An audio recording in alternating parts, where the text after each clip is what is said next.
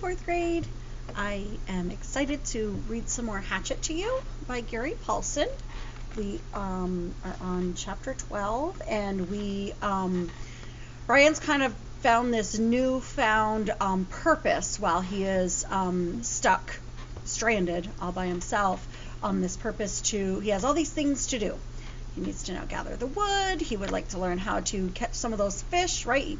He saw the fish swimming when he was in the water, and he thought, ooh, maybe I could figure out a way to catch fish, and then I would have some other food instead of just the berries and the eggs that he found from the turtle. So he's starting to see that he has this purpose while he's there. He's not just waiting for someone to come save him. In order to survive, he's going to have to take care of himself and find different ways to make sure that he's okay. So let's read on. Again, we're looking for those tough questions, those aha moments, and contrasts and contradictions that are happening with Brian. So chapter 12. The fish spear didn't work. He stood in the shallows and waited. Again and again, the small fish came closer and closer, and he lunged time after time, but he was always too slow. He tried throwing it, jabbing it, everything but flailing with it, and it didn't work. The fish were just too fast. He had been so sure, so absolutely certain that it would work the night before. Sitting by the fire, he had taken the willow and carefully peeled the bark until he had a straight staff about 6 feet long and just under an inch thick at the base, the thickest end. Then, propping the hatchet in a crack in the rock wall, he had pulled the head of his spear against it, carving a thin piece off each time until the thick end tapered down to a needle point. Still not satisfied, he could not imagine hitting one of the fish with a single point. He carefully used the hatchet to split the point up the middle for 8 or 10 inches and jammed a piece of wood up into the split to make a 2-pronged spear with the points about 2 inches apart. It was crude, but it looked effective and seemed to have good balance when he stood outside the shelter and hefted the spear. He had worked on the fish spear until it had become more than just a tool. He'd spent hours and hours on it, and now it didn't work. He moved into the shallows and stood, and the fish came to him. Just as before, they swarmed around his legs, some of them almost 6 inches long, but no matter how hard he tried, they were too fast. At first he tried throwing it, but he had no chance. As soon as he brought his arm back, well before he threw it, that movement frightened them. Next he tried lunging at them, having the spear ready just above the water and thrusting with it. Finally, he actually put the spear in the water and waited until the fish were right in front of it. But still, somehow he telegraphed his motion before he actually thrust, and they saw it and flashed away. He needed something to spring the spear forward, some way to make it faster than the fish, some motive force. A string that snapped, or a bow and arrow. A thin, long arrow with the point in the water and the bow pulled back so that all he had to do was release the arrow. Yes, that was it.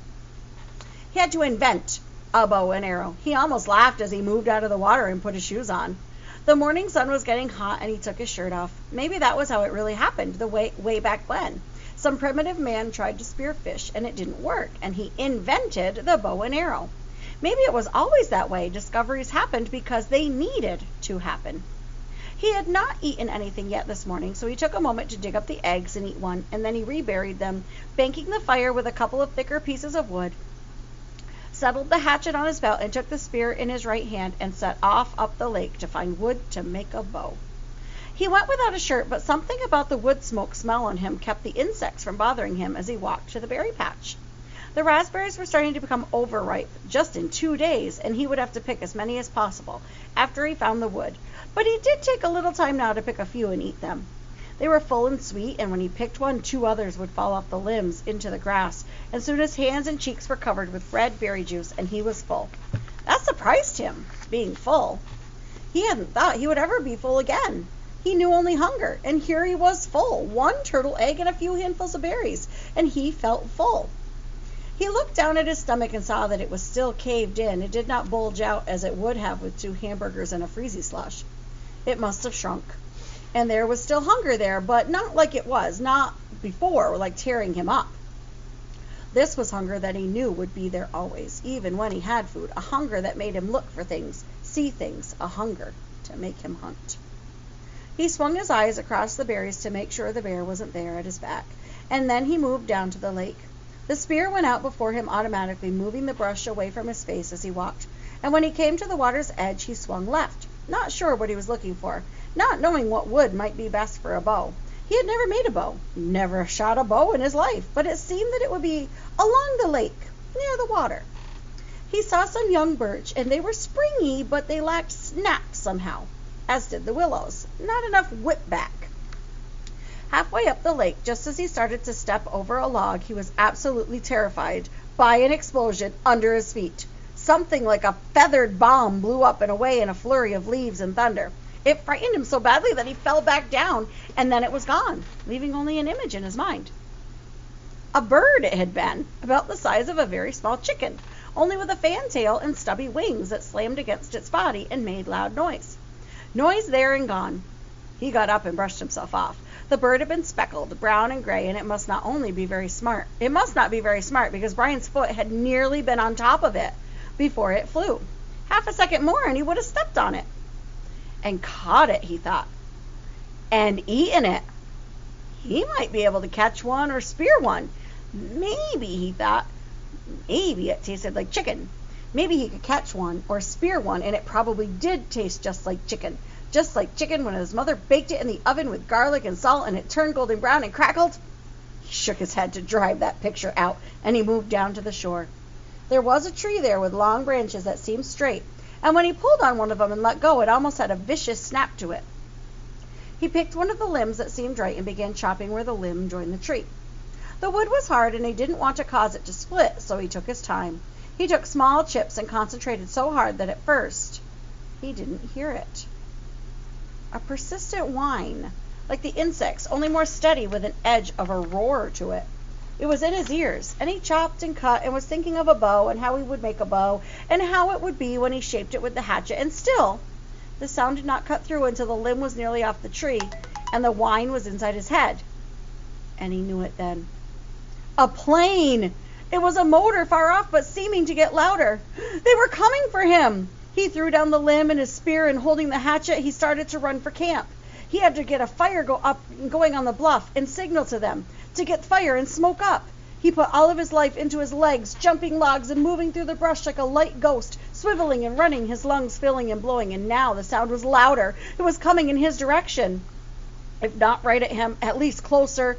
He could see it all in his mind now, the picture, the way it would be. He would get a fire going and the plane would see the smoke and circle once and then again and waggle its wings. It would be a float plane, and it would land on the water and come across the lake, and the pilot would be amazed that he was alive after all of these days. All of this he saw as he ran for the camp and the fire.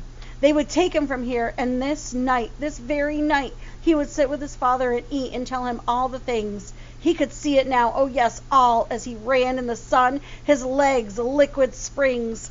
He got to the camp, still hearing the whine of the engine, and one stick of wood still had a good flame. He dove inside and grabbed the wood and ran around the edge of the ridge, scrambling up like a cat, and blew and nearly had the flame feeding, growing when the sound moved away. It was abrupt, as if the plane had turned. He shielded the sun from his eyes and tried to see it. He tried to make the plane become real in his eyes, but the trees were so high and so thick, and now the sound was still fainter. He kneeled again to the flames and blew and added grass and chips, and the flames fed and grew, and in moments he had a bonfire as high as his head. But the sound was gone now. Look back, he thought. Look back and see the smoke now, and turn, please, turn. Look back, he whispered, feeling all the pictures fade, seeing his father's face fade like the sound, like lost dreams, like an end to hope. Oh, turn now and come back. Look back and see the smoke and turn for me. But it kept moving away until he could not hear it even in his imagination, in his soul. It was gone. He stood on the bluff over the lake, his face cooking in the roaring bonfire, watching the clouds of ash and smoke going into the sky, and thought, no, more than that, he knew then that he would not get out of this place. Not now. Not ever. That had to be a search plane. He was sure of it. That must have been them. and they had come as far off to the side of the flight plan as they thought they would have to come, and then turned back. They did not see his smoke, did not hear the cry from his mind. They would not return. He would never leave now, never get out of here. He went down to his knees and felt the tears start cutting through the smoke and ash on his face, silently falling onto the stone. Gone, he thought finally. It was all gone. All silly and gone. No bows, no spears or fish or berries. It was all silly anyway. All just a game. He could do a day, but not forever. He could not make it if they did not come for him someday. He could not play the game without hope, could not play the game without a dream. They had taken it all away from him now. They had turned away from him, and there was nothing for him now. The plane gone, his family gone, all of it gone. They would not come. He was alone, and there was nothing for him. I'm going to leave you on that cliffhanger right now. Oh my goodness. Poor Brian. He's now stumbled into that depression he was in when he first landed, right? And that self-pity that he had actually taken him out of. He realized that self-pity is not going to help him, but now he's had this little glimmer of hope. He heard the plane. He was thinking they were coming, and then it turned and went away, and now that hope has just left him. And we have to see what Brian's going to do, how he's going to go on if he doesn't feel like he has any hope of a rescue. All right, I hope everyone has a fabulous, fabulous Thanksgiving, and I hope you enjoy your 5 days of no school. And we will be back at it, getting right to work on Monday, November 30th. I will see you all then. I miss you all terribly, and I hope you enjoy this time and think of things that you are thankful for and be really grateful for this Thanksgiving season. All right, everybody. I will see you soon.